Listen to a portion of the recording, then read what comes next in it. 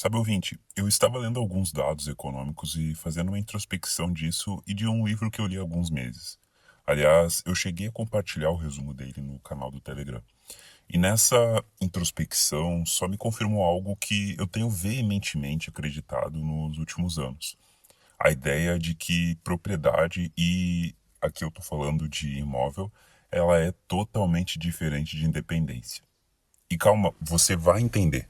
Existe uma ideia muito forte na cabeça das pessoas, a de que quem tem imóvel é independente financeiramente. E ok, você pode ter um ativo que trabalha, entre aspas, para você, conforme eu já falei em outro vídeo, e não é ideia me prender nisso aqui, mas na prática, o proprietário é um dos personagens do mercado imobiliário mais dependente socialmente. E eu vou destrinchar toda essa dependência e no final você vai perceber por que o proprietário não é nem de perto independente. Mas antes disso, deixa eu me apresentar. Eu sou o Sagaz e seja bem-vindo aqui ao canal. Aqui eu trago insights, conhecimentos econômicos e filosóficos aplicados no cotidiano. Se você gosta desse tipo de conteúdo, eu te convido a se inscrever aqui no canal, ativar as notificações. Além disso, fica à vontade na seção de comentários para comentar e ajudar esse conteúdo a permanecer ativo e chegar a mais pessoas. Lembrando que na descrição desse vídeo, no comentário fixado, você encontra a central de mídias do canal, onde lá eu compartilho links de parceiros aqui do canal, algumas ferramentas que eu também utilizo, o grupo do Telegram, onde eu compartilho conteúdos complementares a esse canal, além do link para consultoria. Agora sim, vamos para o vídeo. Então, para a gente destrinchar essa dependência social do proprietário, precisamos simplesmente enxergar aonde inicia o ponto de contato entre o proprietário e a renda que ele recebe de aluguel. E esse ponto de contato nada mais é do que as pessoas. Ou seja, para que o proprietário tenha dinheiro no bolso dele lá no final do mês, ou caso seja aluguel ali de temporada diariamente, enfim. Ele precisa de pessoas, que essa é a demanda real pelos imóveis. As pessoas, elas são o personagem da locação que alugam os imóveis, ou seja, quanto mais estáveis elas estão financeiramente, elas irão alugar o imóvel. Logo, quanto mais pessoas estáveis, né, financeiramente, maior vai ser a demanda para esses imóveis. E para que essas pessoas elas tenham uma estabilidade financeira, por mais que isso seja um tanto utópico, a gente precisa que, de fato, vários fatores estejam contribuindo para que elas tenham uma maior estabilidade financeira para poder tornar-se cliente desses proprietários, do proprietário no sentido geral. Só que tem fatores que contribuem para esse sucesso financeiro. E eu não estou me referindo aqui a sucesso em níveis de milhões de reais, nada disso. Eu estou me referindo simplesmente à questão de riqueza, puramente a estabilidade financeira do maior número de pessoas. Bom, não é de hoje que as pessoas não têm conseguido uma estabilidade financeira e tampouco um crescimento financeiro em termos reais. E aqui eu não estou me referindo, logicamente, a todas, e eu acho que eu sempre tenho que relembrar aqui nos vídeos, quando eu faço uma análise, eu estou olhando grandes números e não estou olhando as exceções. Porque muitas vezes vai ter pessoas que vão pensar, não, mas eu estou alugando meu imóvel para um cliente já faz há 5 anos, há 6 anos. Tenho alugado recorrentemente para pessoas diferentes e não tenho tido problema. Ok, não é a maioria dos casos. Então a gente precisa olhar para a maioria. E quanto mais pessoas estáveis financeiramente estão, melhor vai ser para o proprietário, porque vai ter mais demanda por aqueles imóveis. As pessoas que forem alugar os imóveis do proprietário terão mais estabilidade, até mesmo para honrar com os compromissos de pagamento e fazendo com que o proprietário não tenha aquela dor de cabeça, né, de estar alugando para uma pessoa e de uma noite para o dia acaba acontecendo alguma coisa e ele para de receber. Então, o primeiro ponto é que esse crescimento financeiro que tem ocorrido não significa em termos reais, ou seja, a riqueza real não está crescendo e sim a nominal. E isso se dá ao ponto da inflação. É comum haver a confusão de riqueza ao analisar simplesmente os números. Porém, a gente acaba esquecendo de fazer uma relação desses números com base na inflação. E primeiro você precisa aceitar que inflação não é o percentual que é dito nas notícias ou informado pelo governo. Isso é somente um número, um dígito, uma meta que é feita e tem vários pontos aqui que contribuem para que esse número seja aquele específico dito pelo governo. Primeiro, que ao colocar a inflação como um valor X, sei lá, 6% ao ano, que acaba sendo até um pouco absurdo, a gente está falando, no caso, no ponto de vista de IPCA, que na média o preço dos produtos aumentou aquilo ali. E no geral, as empresas vão acabar levando em consideração aquele percentual para que faça, por exemplo, os ajustes de salário dos trabalhadores, fazendo com que também os investimentos que são feitos, seja em ações, seja no próprio tesouro, ou outros instrumentos de investimentos, tenha esse ganho de capital. Porque quando há um rendimento acima da inflação, há um ganho de capital, logo é necessário fazer o pagamento sobre essa diferença, né, sobre esse lucro. Se a inflação fosse acima desse retorno sobre os investimentos, logo não seria necessário pagar impostos sobre o ganho de capital. Já também isso é levado em consideração também já no salário, e pensa que quem acaba sendo mais prejudicado são os trabalhadores. Afinal, o trabalhador ele vê o salário dele ser corrigido, no caso ali 6% que seja um IPCA da vida, é corrigido, vamos dizer que a 8%, nesse sentido, até a gente vê sendo corrigido o salário mínimo mais ou menos dentro desse padrão. E, porém, o poder de compra do trabalhador acaba não se mantendo ao longo do tempo. Isso aqui não é politiquês nem nada do tipo, é somente uma análise do que acaba acontecendo. E esse problema é simplesmente devido à inflação não ser esse número, essa meta dita pelo governo. A inflação nada mais é que o aumento da base. Na teoria austríaca de economia, a gente acaba concluindo que a inflação ela acaba sendo o aumento da base monetária. Todos os anos, o governo, para que possa cumprir com as suas obrigações, ele tende a emitir mais papéis, títulos, para fazer o pagamento das suas obrigações. Porém, quanto mais o governo imprime dinheiro, ele automaticamente está inflando a economia em maior volume de dinheiro. E, além disso, nós também temos as questões das reservas fracionárias praticadas pelos bancos, fazendo com que haja um maior volume de dinheiro em efeito cascata caindo na sociedade. Esse volume de dinheiro, ele traz a sensação de maior riqueza na sociedade. Porém, ele incentiva os maus investimentos e faz com que haja uma alocação exacerbada em certos investimentos, acaba incentivando bolhas e também traz a impressão de que a economia está indo bem. Porque, por exemplo, com um volume maior de dinheiro, há uma demanda maior por serviços, por produtos, e, porém, essa quantidade exacerbada de volume de dinheiro que vai sendo utilizado na economia em efeito cascata faz com que haja demandas maiores por produtos através do consumismo. E essa demanda traz a impressão para aqueles que estão prestando serviços ou até mesmo para comerciantes que está havendo uma demanda por aquilo ali. Logo, é aumentado os preços lá na fonte da matéria-prima, fazendo com que, em efeito cascata, vai começando a aumentar e a inflar os preços em toda a economia.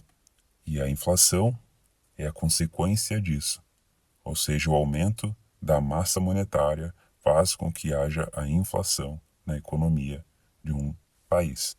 Eu lembro de um dia estar viajando, aliás, eu estava voltando de uma viagem de carro e acabei parando num posto de gasolina. Eram aqueles postos de gasolina pequenos, assim, de cidades pequenas.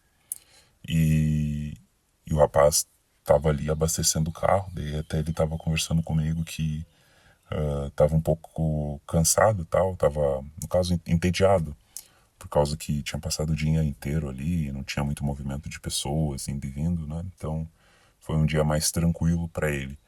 E ele disse, mas que bom que agora aumentou o salário mínimo e tal. E eu não lembro agora, isso para mim até às vezes foge um pouco, que eu não acompanho bem de perto.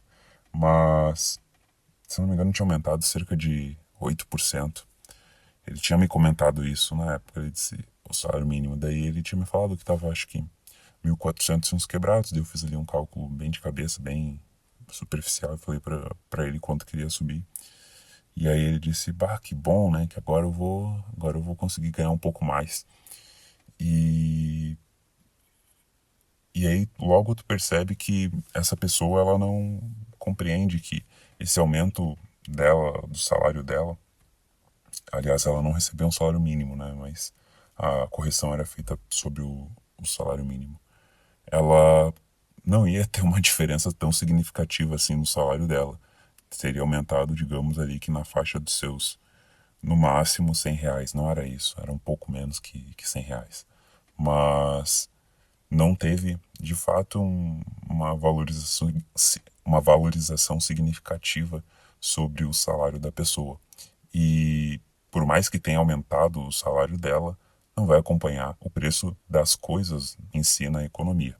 Então a riqueza real, ela é totalmente diferente da riqueza nominal. A inflação, ela acaba corroendo o salário dos trabalhadores, e isso também impacta diretamente ao proprietário. E aqui eu não estou me referindo também indiretamente aos inquilinos, mas também faz com que o proprietário tenha a impressão de que esteja acontecendo uma valorização em cima dos rendimentos de aluguéis. E até ao longo dos dados históricos, a gente percebe que o IGPM ele tende a superar o IPCA. Porém, ainda assim, ele acaba muitas vezes não superando o aumento da base. Então, por mais que haja um aumento sobre os ganhos de aluguéis, ainda assim não acompanha o aumento da base. Ainda em cima disso tem a questão tributária, em cima dos rendimentos para o proprietário, o que acaba também, muitas vezes, em diversos casos, inviabilizando o negócio. Principalmente quando tem um viés de buscar lucratividade em cima do imóvel, né, e não simplesmente o faturamento pelo faturamento, sendo muitas vezes ilusão do proprietário, algo que já abordei no outro vídeo. Então, você acaba percebendo que essa empregabilidade dos inquilinos nem sempre vai significar uma estabilidade sobre o rendimento. Tampouco vai significar uma solvência. Afinal, não significa que o inquilino terá fluxo de caixa suficiente para fazer o pagamento ao longo do tempo para o proprietário. E essa impressão de dinheiro gera também aquele efeito que eu já expliquei em diversos vídeos aqui no canal, o efeito Cantillon. O efeito Cantillon, onde através da impressão monetária de dinheiro, através das reservas fracionárias, é fluído o dinheiro para principalmente aos amigos do rei, chamados, né, amigos do rei, que são aqueles que estão mais próximos do governo, e vai caindo até chegar no trabalhador, que é o último a receber. Por isso que o trabalhador, daí, quando ele vai fazer suas compras ali no final do mês, contratar serviços, etc., o preço das coisas tendem a ser corrigidos e logo ele não consegue acompanhar essa inflação sobre os produtos e serviços na economia. E além disso, isso acaba não gerando também um incentivo para que as empresas sejam mais efetivas em suas decisões, em seus investimentos, e sim que elas foquem muito mais em estar próxima de onde flui o dinheiro do que propriamente desenvolver novas tecnologias ou até mesmo isso faz com que não acabe incentivando tanto assim a economia e a inovação. E sim, isso tem tudo a ver com o proprietário, que tem o seu imóvel lá para aluguel. Afinal, ele tem que ter pessoas em maior quantidade possível que sejam potenciais inquilinos de seus imóveis. E mesmo assim, com essa impressão desenfreada de dinheiro, a gente só percebe que a dívida dos países tem aumentado. Nós temos aí já países que estão com dívidas impagáveis, como é o caso dos Estados Unidos. No Brasil, a dívida brasileira já chega a cerca de 90% do PIB. Então, muitos países estão se endividando cada vez mais, mesmo tendo o controle da impressão monetária. No Brasil, cerca de 8,7 milhões de companhias têm pelo menos uma conta em atraso, sendo que o valor total das dívidas de empresas brasileiras já somou 204 bilhões. Isso em 2025. As pessoas, por exemplo, no Brasil, já são cerca de 78 milhões de pessoas inadimplentes em agosto de 2025. E isso são 78,8% da população em agosto de 2025. Isso chega a beirar o absurdo. A maioria das pessoas, elas são devedoras líquidas. Elas trabalham para pagar as suas dívidas e não trabalham para gerar riqueza, para armazenar riqueza e isso fazer com que a poupança aumente, fazendo com que a oferta de serviços, a oferta de produtos reduza o preço para incentivar o investimento nisso. Porém, ao invés disso, as pessoas não têm poupança, fazendo com que taxas de juros cada vez sejam mais altas. Afinal, há um risco muito grande em emprestar o dinheiro para o povo brasileiro, por exemplo. Quando a gente vê uma taxa Selic acima dos 2 dígitos, financiamento imobiliário, onde a pessoa paga cerca de 13 imóveis no final do financiamento. Aliás, começou o ano, né? E uma das primeiras coisas que eu vi na TV estava passando, aliás, na televisão. Eu não sou muito de olhar televisão, porém eu estava visitando alguns familiares e uma das reportagens que estava passando era que tinha um especialista ensinando as pessoas como guardar o seu dinheiro. E não estou falando aqui em fazer investimentos, e sim se educarem para que nesse próximo ano elas não estejam endividadas no final do ano. Porque o brasileiro médio ele tende a, final do ano, principalmente é movido por marcos, né? A partir do ano que vem, depois do Natal, depois do meu aniversário. E o brasileiro esquece que depois é somente mais um dia, que vai começar como foi o anterior e assim sucessivamente. E as dívidas que ela fez, ela vai ter que pagar depois. Então não interessa se foi ano novo, se foi Páscoa ou se foi aniversário do cachorro dela. Ela vai ter que seguir a vida dela. Não faz diferença nenhuma. Então, esse especialista, ele estava, por exemplo, ensinando a pessoa a simplesmente olhar para os gastos dela, separar aquilo que era necessário do que não era necessário e começar a analisar os consumos dela se fizesse uma simulação gastando ele durante 12 meses. Então, uma assinatura de um streaming de R$ 40 por mês em 12 meses daria na faixa de seus R$ 480. Então, analisasse isso no macro, que vai fazer muita diferença ao longo do tempo. Não tem nem comentário, né? Isso é muito banal. As pessoas não conseguem observar isso.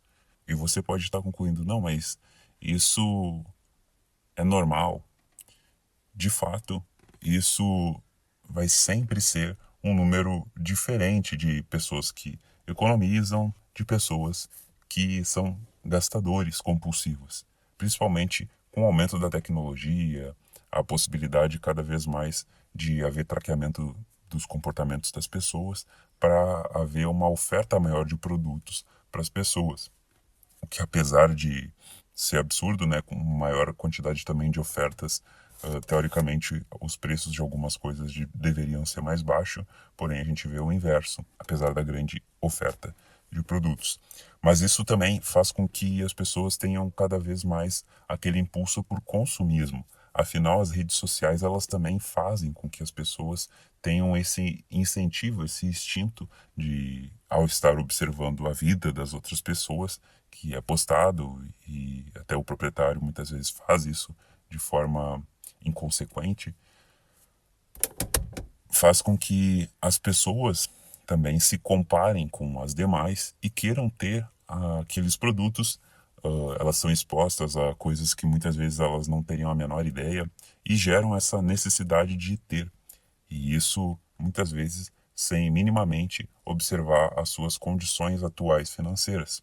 Tanto que precisa aí um especialista chegar numa rede nacional e explicar para as pessoas, como se fosse uma criança de 5 anos, que elas precisam analisar os gastos delas para não fazer gastos impulsivos e desnecessários, ou deixar de pagar as suas necessidades básicas, como um aluguel, ou até mesmo colocar gasolina no seu carro, para, no caso, comprar coisas desnecessárias. Então, bom, beira o absurdo, né? E grande parte desse tipo de comportamento, além de ser a questão dos incentivos com o consumo, um avanço tecnológico também contribuiu para isso. A gente está falando aqui de preferência temporal. E quando eu me refiro a preferência temporal, basta a gente analisar o comportamento das pessoas conforme as suas decisões de tempo. Para isso, eu acho que faz mais sentido trazer a experiência do marshmallow, que ela é um ótimo exemplo. Para quem não sabe, a experiência do marshmallow funcionou da seguinte forma. Um especialista colocou uma criança dentro de uma sala e para essa criança ele dava um marshmallow para ela. E ele explicava para ela, eu vou sair aqui da sala e depois eu volto para a sala de um determinado tempo, 5 minutos, 3 minutos, que seja. Você pode comer esse marshmallow e ok. Agora, se eu voltar e o marshmallow ainda estiver aqui, eu vou te dar 2 marshmallows. E o que esse experimento demonstrava? Nada mais, nada menos que preferência temporal. Aquelas crianças que decidiram aguentar os seus impulsos e depois serem recompensadas por pegar 2 marshmallows, elas, ao longo da vida, foi feito também o acompanhamento dessas crianças, elas tiveram maior sucesso nas suas vidas do que aquelas que foram impulsivas, né, e comeram o marshmallow logo que a pessoa que estava fazendo ali o experimento saiu da sala. E isso se reflete no comportamento das pessoas. As pessoas, muitas vezes, elas preferem ter um comportamento compulsivo, aliás, impulsivo, de ter a recompensa em curto prazo, do que adiar ela para o longo prazo. Aliás, a própria literatura da escola austríaca defende que a baixa preferência temporal ela está relacionada com a desvalorização da moeda. Como as pessoas acabam não tendo uma preferência temporal baixa, ou seja, elas postergam as suas recompensas a longo prazo, fazendo com que tenham mais reservas financeiras, logo há uma necessidade aí, ao longo do tempo, de maior dinheiro sendo emprestado nessa sociedade. E isso faz com que a taxa de juros seja cada vez mais alta. E as pessoas que adquirem esse crédito, elas terão que pagar muito mais ao longo do tempo, devido à sua incapacidade de postergar os seus prazeres de curto prazo para longo prazo. Mas isso também está relacionado à influência da impressão do dinheiro. Como eu tinha explicado, conforme vai sendo injetado mais volume de dinheiro na economia, isso reduz o poder de compra, principalmente daqueles que estão poupando. Tem o problema dos trabalhadores, que eu acabei explicando, que são os últimos a receber o dinheiro novo que é injetado na economia, fazendo com que, quando eles vão adquirir serviços e comprar produtos, o preço já tenha sido atualizado, fazendo com que eles tenham um custo percentualmente maior em cima dos seus salários. Mas também essa impressão desenfreada de dinheiro faz com que não haja incentivo daqueles que têm dinheiro parado, guardado na economia.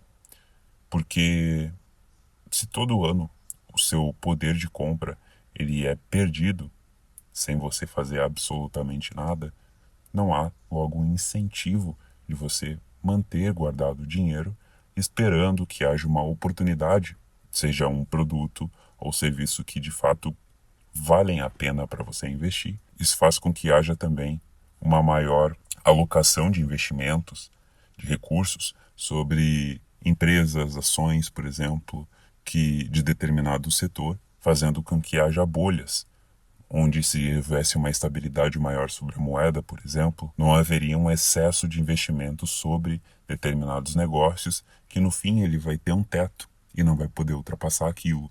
E isso causa também as bolhas, como eu tinha explicado. Então, você percebe que toda essa manipulação sobre a economia faz com que, inconscientemente, as pessoas não pensem no futuro e acabem gastando tudo agora. E, além disso, principalmente com o nível de educação baixo brasileiro, a gente percebe também os comportamentos sobre coisas banais, como interesse cada vez maior sobre apostas, ganhos rápidos. Não é à toa que Tigrinho aí fez muito sucesso, aplicativos de encontros casuais. Então as pessoas estão postergando construções sólidas de longo prazo por prazeres imediatos.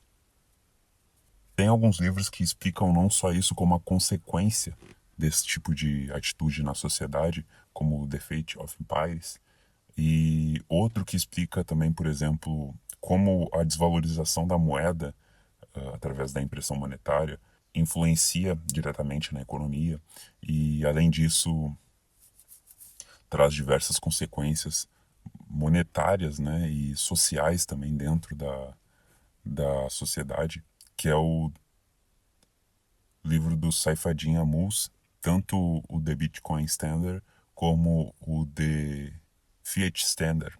Aliás, esses livros todos eu compartilhei o resumo deles no canal do Telegram. Então tem lá para quem participa ali do canal. Então, a baixa preferência temporal não só está relacionada com o comportamento financeiro. Como deu para compreender um pouco mais, ela aborda muito mais do que simplesmente a parte financeira do negócio, e sim incentivos também sociais que agravam ainda mais essa dependência do indivíduo sobre prazeres momentâneos. E quando eu digo prazeres, eu não digo somente em questões de uso de drogas ou simplesmente coisas banais como tigrinho, etc. E eu acabo indo muito mais profundo nessa análise do que simplesmente essas coisas muito supérfluas. Então, para isso, basta você se perguntar: o que a sociedade está incentivando agora? Porque nós, seres humanos, nós somos movidos pela recompensa. Então, quanto mais algum tipo de comportamento é recompensado, mais nós tendemos a executar esse comportamento. Veja só um fenômeno que tem acontecido. De antemão, eu não estou aqui atacando ninguém, eu estou apenas trazendo dados. Veja só, a queda na demografia brasileira. Hoje, em média, as mulheres no Brasil têm cerca de 1,5 filhos por mulher. Isso fazendo com que o Brasil torne-se um dos países com menor fecundidade das Américas. Aliás, tem alguns casos assim que são mais extremos ainda, por incrível que pareça.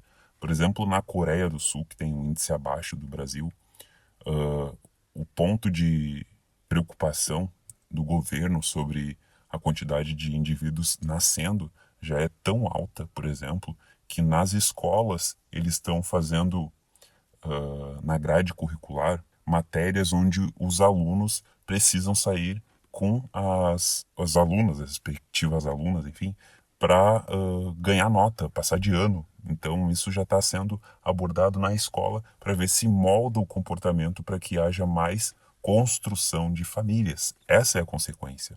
Porque quanto menos famílias, aqui nem vamos entrar na parte do que trouxe essa queda de natalidade, porque, sinceramente, no meu ponto de vista, não tem como mudar. Então, eu também vai fugir um pouco do assunto de imóveis, e aqui não é a questão, aqui é a gente analisar qual é a consequência para os imóveis. Então, menos pessoas se relacionando, e principalmente devido à questão comportamental, devido à baixa preferência, à alta preferência temporal, aliás, né? Quanto maior a preferência temporal, mais prazeres momentâneos, as pessoas elas estão tendo menos famílias, então tem menos mobilidade habitacional, ou seja, aquelas pessoas que alugavam um imóvel pequeno, digamos hoje em dia de 45 metros quadrados, 50 metros quadrados, onde ficava uma pessoa, no máximo um casal, e posteriormente tivesse um ou dois ou até três filhos, eles precisariam de mais dormitórios, precisariam se mudar.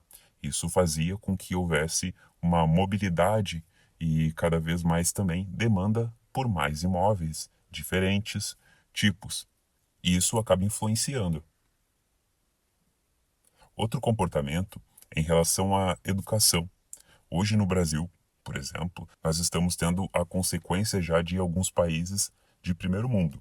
Porém, a gente tem sempre as nossas peculiaridades, né? Então, a gente tem um aumento, por exemplo, de profissionais com diplomas, formados ali na faculdade e, além disso, nós temos aí bolsas que até particularmente não sou tão a favor disso, que não faz a menor diferença também, né, na análise aqui.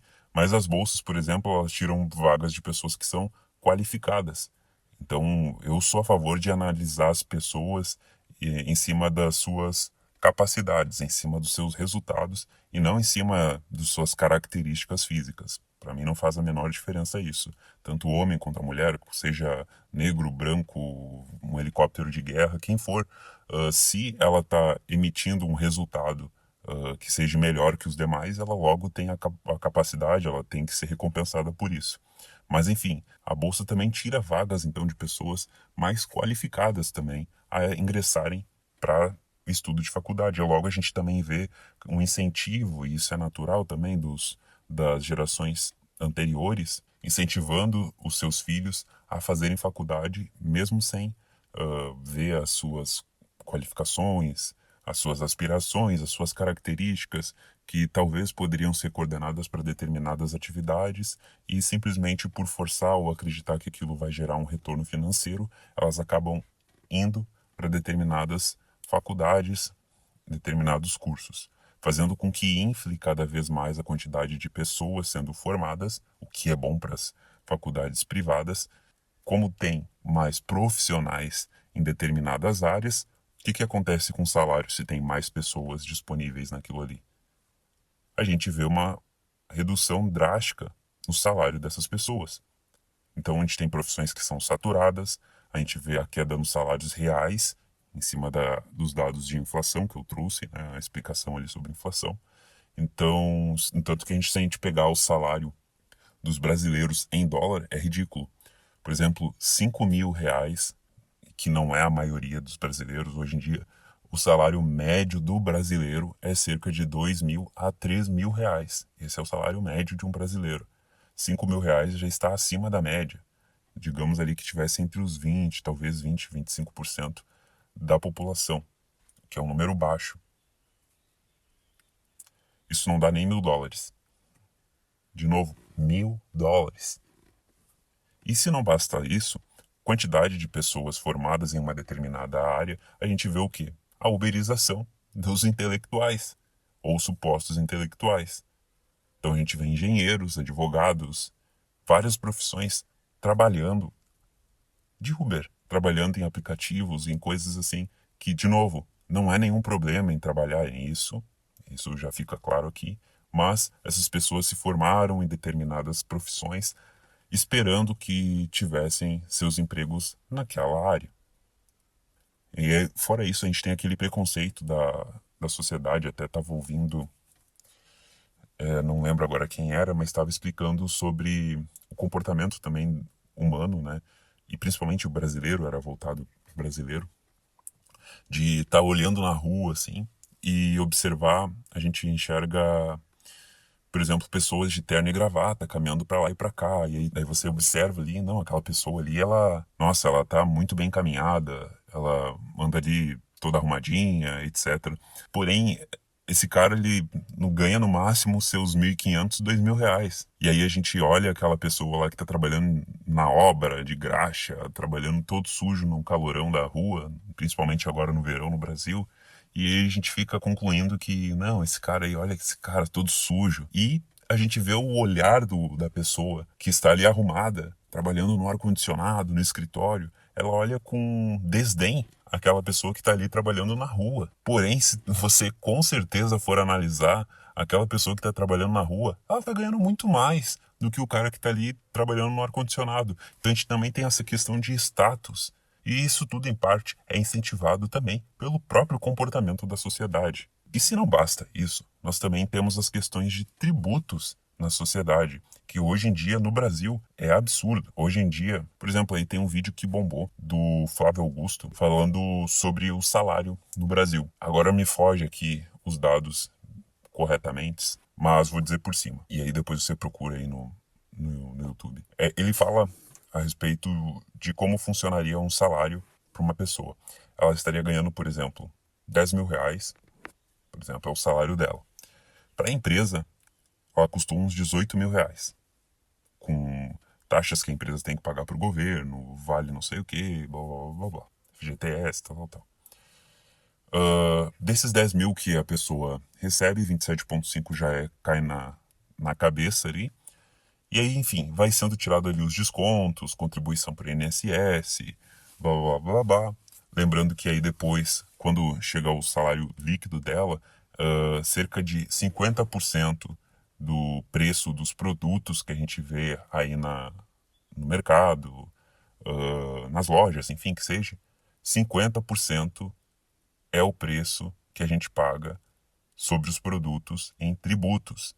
Isso não fica visível. Como que você percebe, pode analisar isso? Basta você pegar a nota fiscal, e ali a nota fiscal está escrito quanto que é daquele preço ali do produto total, quanto que é em tributo. Então, se não basta a pessoa pagar o imposto dela ali sobre a renda dela, ela também tem o tributo que ela paga sobre o consumo que ela tem. E isso faz com que o salário dela caia lá para os seus R$ 2.000 a R$ 3.000 em poder de compra. Isso não é feito nem análise ainda da impressão monetária, o quanto que é desvalorizado o poder de compra da pessoa. Então, ainda assim, um salário de R$ 10.000 você vê que a pessoa em si ela vai ter lá o seu, no final lá ela vai ter cerca de R$ 2.000 a R$ 3.000. É ridículo você pensar dessa forma. Como que vai dar certo um país dessa forma? Isso se encaixa também com aquilo que Hazlitt já falava no seu livro, que é fantástico, um livro que ele pega só um exemplo só e ele começa a explicar as consequências disso em toda a economia. É o livro Uma Economia, não. O nome do livro é Uma Lição, ouvinte, deixa eu lembrar aqui, é uma lição de economia, é Lesson of Economy. Acho que era uma lição. Economia em uma lição, em português, é isso aí. Economia em uma lição. Aliás, eu não lembro se eu tenho, se eu compartilhei esse resumo desse livro no canal do Telegram, agora eu não lembro, mas talvez eu tenha colocado. Mas enfim, o que esse livro ele explica já no início? Ele conta um caso onde uma criança agora, não lembro se era uma criança ou um adulto, uma criança em frente a uma loja, eles jogam uma pedra e quebra a vidraça daquela loja. Logo, o comerciante ele vai ter que comprar um vidro, né, uma vidraça nova e tal, e vai ter que contratar a pessoa que faz vidro. Essa pessoa que faz o vidro, ela precisa comprar um material para fazer aquilo ali. Então, e o comerciante, aquele que sofreu aquele dano ali, ele vai deixar de investir o dinheiro em outra coisa, talvez em comprar mais peças para vender na sua loja, talvez para fazer um investimento melhor, ou talvez até para armazenar dinheiro, o que faria com que a taxa de juros reduza, né? Então, quanto mais pessoas, isso daí, lógico, ele vai espalhar também ao longo para uma análise macro, né? Então ele pega o micro para explicar o macro. E aí, esse comerciante ele deixa de investir em outras coisas para fazer o conserto daquilo ali, que não teria acontecido se não fosse aquelas crianças brincando na frente da vidraça e a pedra sendo atingido a vidraça. Então você vê a cadeia de consequências que acaba acontecendo devido a uma atitude, que foi a pedra no vidro.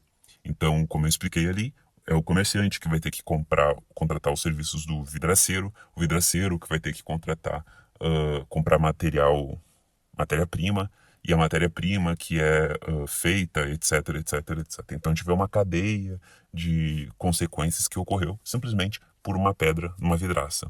Então, isso também acontece em várias decisões do governo sobre economia. Por exemplo, quando há um incentivo fiscal para determinados nichos de empresa.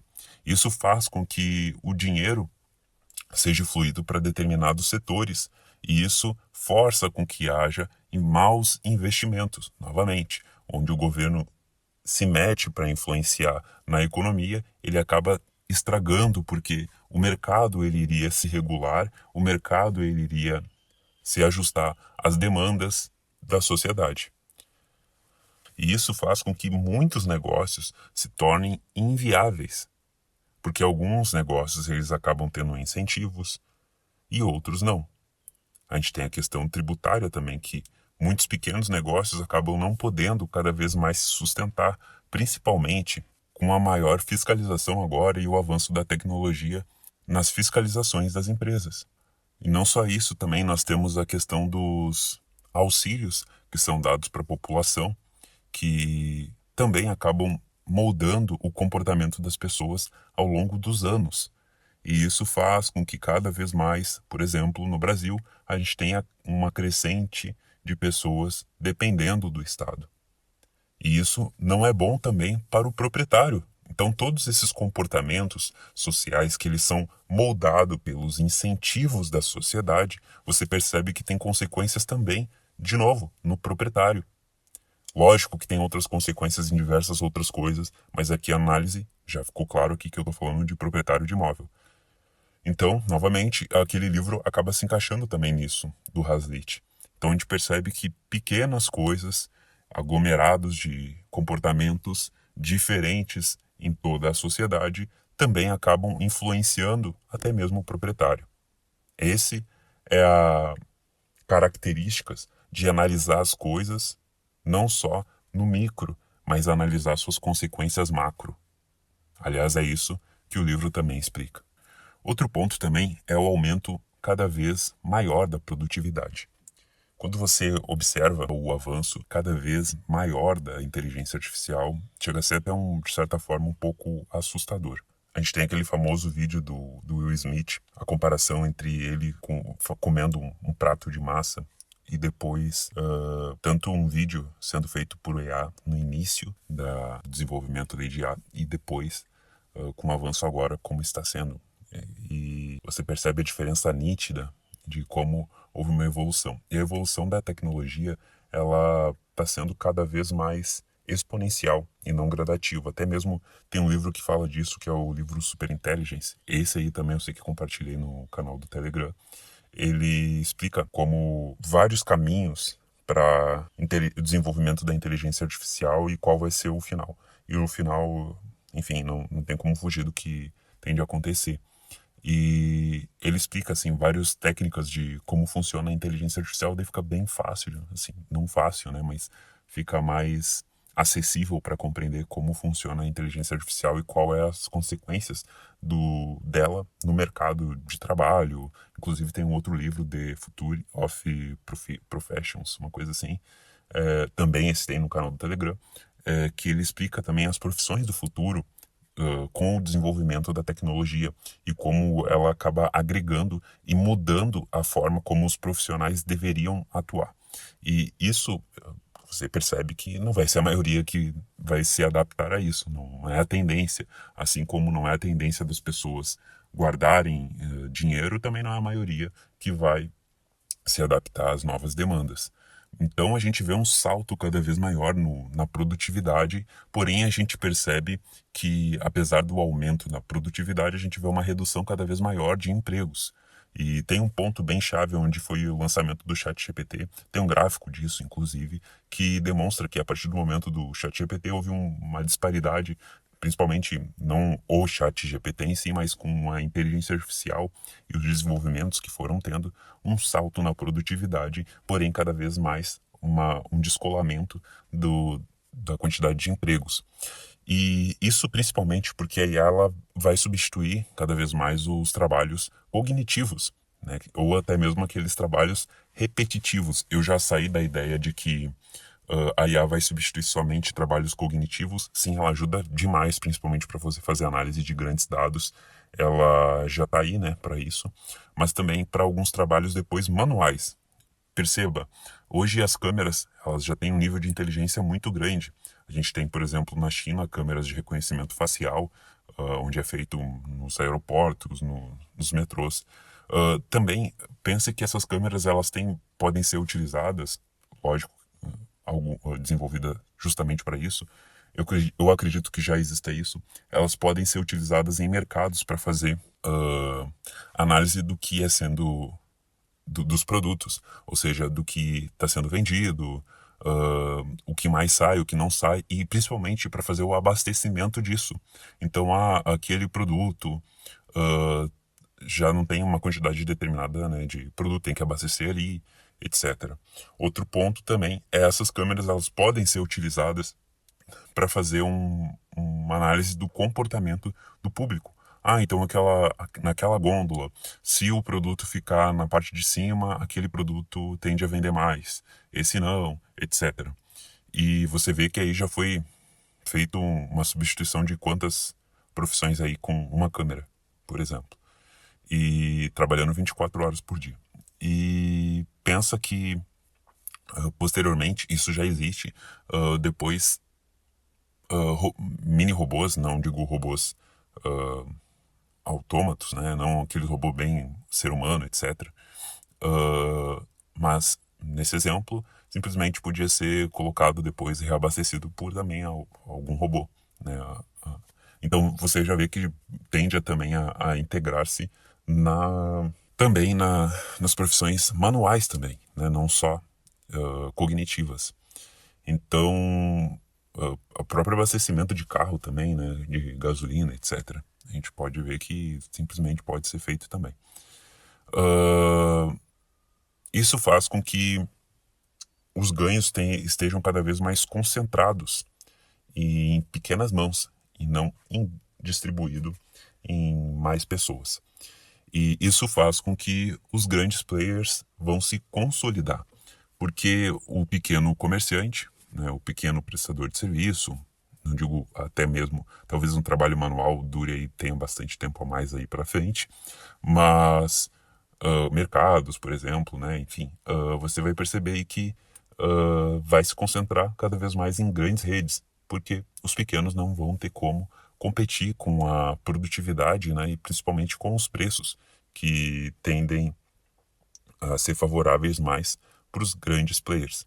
Mas, novamente, essa maior eficiência e produtividade da tecnologia aplicado ao trabalho, ela nem sempre vai significar uma maior riqueza também ou até mesmo empregabilidade para esses locatários.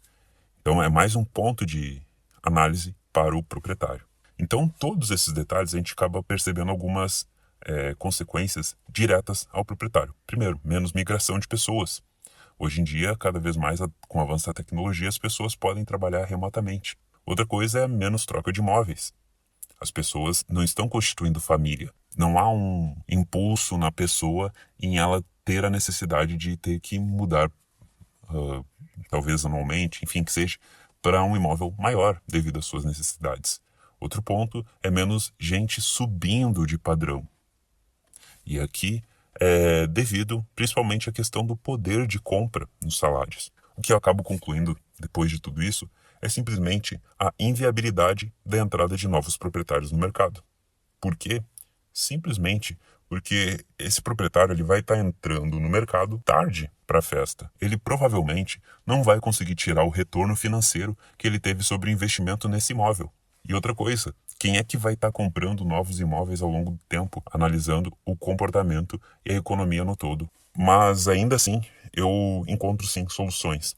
Eu acredito que o futuro ele vai ser voltado para aqueles que melhorarem o seu fluxo de caixa e eles aumentarem os seus ativos que não perdem para a inflação, que é o aumento da base, novamente. Não é o númerozinho citado nas notícias. E quando eu falo em ativos que não perdem para a inflação, simplesmente eu estou falando de Bitcoin. Poderia ser ouro? Pode, se você souber fazer a custódia, tudo bem. Se não, a forma mais simples é Bitcoin.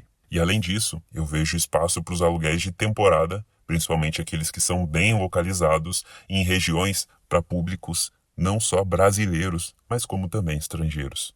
Esse, não adianta, tende a ser o investimento mais seguro ao longo do tempo dos imóveis. E se você tem um imóvel que talvez não seja em uma região que tenha tanta rotatividade de pessoas, que não tenha talvez grandes empresas que atraiam trabalhadores, etc., eu te recomendaria você analisar o seu portfólio de imóveis aí e talvez direcionar o seu investimento, né, para Bitcoin. Aliás, eu vou fazer um vídeo especificamente dessa inviabilidade, e daí eu faço um detalhamento maior. Mas a solução, depois de tudo isso que eu tenho observado, vai ser isso. Vai ser melhorar o seu fluxo de caixa. E para isso, lógico, tem que melhorar a sua operação aí de aluguel. Enxergar de fato como uma operação e não como simplesmente... aqui eu já não falo com aquelas pessoas que acham que o imóvel é uma renda passiva, né? Eu vou sentar na cadeirinha e receber o dinheiro. Bom, já está claro isso nos outros vídeos. E novamente entra aí a questão do aluguel de temporada, que por mais contraintuitivo que seja, sim, eu acredito que ele sim será o aluguel mais seguro do que o aluguel anual. Mas isso vai ser abordado detalhadamente em outro vídeo. Acho que aqui ficou já extenso a análise completa aí que eu acabei fazendo dos comportamentos. Então, lembrando aqui na descrição você encontra o link para a central de mídias do canal, onde lá está o Telegram, onde está também o link de consultoria, caso você seja proprietário de imóveis e queira falar mais a respeito. Além, claro, dos produtos que eu indico utilizar, seja um ramp, off-ramp, para quem quer começar a utilizar aí criptomoedas na sua vida. Eu te agradeço por ter me escutado até aqui. Falo com você no próximo vídeo.